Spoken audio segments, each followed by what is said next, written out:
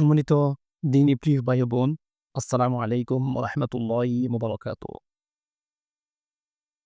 আজকে আলোচনা করব একটা বিজনেস, রায়হান সাহেবের একটা বিজনেস কিভাবে লাখ টাকার বিজনেস থেকে কোটি টাকার বিজনেস পরিণত হলো, কিভাবে হলো তার একটা স্ট্র্যাটেজি আজকে আপনাদের সঙ্গে আমি শেয়ার করতে চাই।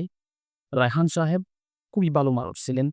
উনি ৫ ওয়াক্ত নামাজ মসজিদে জামাতে আদায় করতেন।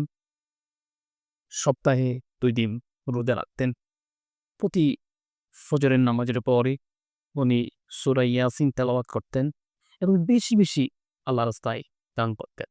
রায়হান সাহেব একদিন ফজরের নামাজ আদায় করার পরে যখন উনি মসজিদের গেট খুলে মসজিদ থেকে বের হয়ে আসছিলেন, তখন একটা ভিক্ষুক তার সামনে বসে রইল। উনি রায়হান সাহেবকে দেখে রায়হান সাহেবকে বললেন, "আমি গত ৩ দিন ধরে কোনো খাবার খাইনি। সুতরাং আপনি আমাকে কিছু টাকা দান করুন, যার মাধ্যমে আমি কিছু খাবার আমি যাতে খেয়ে নিজের পেটটাকে ঠান্ডা করতে পারি।" তখন রায়হান সাহেব তাকে একটা রেস্টুরেন্টে নিয়ে গেলেন। গরুর লাল মাংস দিয়ে তাকে ফ্যাট ভরে ভাত খাওয়ালেন। এরপর তাকে রায়হান সাহেব তার পকেট থেকে একটা লাল ১,০০০ টাকার নোট তিনি বের করে সেই ভিক্ষুকের হাতে দিলেন এবং তাকে বললেন যে, আগামীকাল সকাল ৯টা বাজে আমি যখন অফিসে ঢুকবো, তখন এই ঠিকানায় আপনি এসে আমার সঙ্গে আমার অফিসে দেখা করবেন। দেখি আপনার জন্য কোনো একটা চাকরির ব্যবস্থা করা যায় কিনা। এর পরের দিন সকাল ৯টা বাজে সেই ভিক্ষুক রায়হান সাহেবের অফিসে গেলেন। রায়হান সাহেব তখন বসা আছেন। রায়হান সাহেব অনেক চিন্তা ভাবনা করে তার জন্য প্যাকেজিংয়ের একটা চাকরির ব্যবস্থা করলেন। রায়হান সাহেব মূলত চীন থেকে বিভিন্ন প্রোডাক্ট সস্তায় কিনে এনে বাংলাদেশের মার্কেটে অনলাইনে অ্যাড পরিচালনার মাধ্যমে তিনি তার মালগুলা সেল করতেন। এখানে হিউজ পরিমাণ উনি ইনকাম করতে পারতেন, কারণ একটা চাইনা থেকে একটা ইম্পোর্ট করা প্রোডাক্ট উনি যদি ১৫০০ টাকায় কিনে উনি ওইটাকে ২৫০০ টাকা ৩,০০০ টাকায় বিক্রি করতে পারতেন। এরকম হিউজ পরিমাণ তিনি লভ্যাংশ তার কোম্পানি থেকে আসতো। তো সম্মানিত দিনী প্রিয় ভাই বোন, রায়হান সাহেব এর একটা আলাদা একটা বৈশিষ্ট্য ছিল যে তার অধীনস্থ যত কর্মকর্তা কর্মচারী থাকে তাদের সবাইকে তিনি ৩০,০০০ টাকার উপরে বেতন দিতেন এবং প্রতি মাসে একটা করে চাউলের বস্তা তিনি তার প্রত্যেকটা কর্মকর্তা কর্মচারীকে গিফট করতেন। এই জন্য কর্মচারীরাও তার কোম্পানির জন্য সর্বস্ব দিয়ে কাজ করতেন।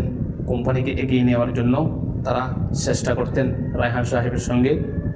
রায়হান সাহেবের মার্কেটিং বিভাগ থেকে নিয়ে, সেলস বিভাগ থেকে নিয়ে এবং সেই কোম্পানির ম্যানেজারিং ডিরেক্টর থেকে নিয়ে সব কিছু খুব নিখুঁতভাবে, খুব ভালোভাবে পরিচালিত হচ্ছিল। তার যে কোম্পানির কথা বলা হচ্ছে, সেই কোম্পানিটা শুরু হয়েছিল ২০২৩ সালে। এই ২০২৩ সালের শুরু হওয়া এই কোম্পানি ২০২৪ সালের ডিসেম্বরে যখন তিনি হিসাব মিলালেন, তখন দেখা গেল যে তিনি নিজেই অবাক হয়ে গেলেন যে মাত্র লাখ টাকা দিয়ে শুরু করা একটা কোম্পানি এখন কোটি টাকার বিজনেসে পরিণত হলো। তার সিক্রেট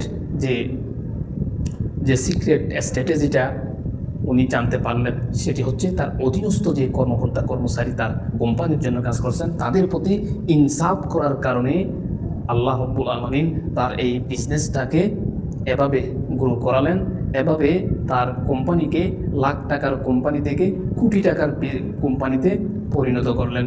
সুবহানাল্লাহ। এই জন্য আপনিও যদি যে কোনো একটা প্রফেশনে থাকতে পারেন, কোনো একটা দোকানের মালিক হতে পারেন, অথবা কোনো একটা কোম্পানি শুরু করতেছেন, ওই রকম স্টেজে থাকতে পারেন। আপনিও যদি এই স্ট্র্যাটেজিটা যদি আপনি খাটান আপনার বিজনেসে, তাহলে অবশ্যই আপনার বিজনেসকে খুব সুন্দরভাবে তুলে আনা। আপনার বিজনেস কিন্তু আপনি একা তুলে আনতে পারবেন না। আপনার বিজনেস তুলে আনবে আপনার কর্মকর্তা কর্মচারীরা। তাদেরকে প্রতি যদি আপনি সুবিচার না করেন, তাহলে আপনার কোম্পানির লস খাবে, উঠে আসবে না। অনেক ক্ষেত্রে দোয়ার প্রয়োজন হয়, আল্লাহর রহমতের প্রয়োজন হয়। উনি রায়হান সাহেব যেহেতু 5 ওয়াক্ত নামাজ পড়তেন, ওনার একটা অভ্যাস ছিল যে ফজরের নামাজের পর উনি সূরা ইয়াসিন তেলাওয়াত করতেন, তারপরে আস্তাগফিরুল্লাহ পড়তেন 100 বার, দুরূদ শরীফ পড়তেন 100 বার, এবং কোম্পানির ডেভেলপের জন্য, তার কর্মচারীদের জীবন আরও উন্নত হওয়ার জন্য এবং সামগ্রিক দেশের উন্নতির জন্য তিনি আল্লাহর কাছে দোয়া করতেন। এই জন্য তার এই কোম্পানিটা লাখ টাকার কোম্পানি থেকে কোটি টাকার কোম্পানিতে পরিণত হয়ে গেল।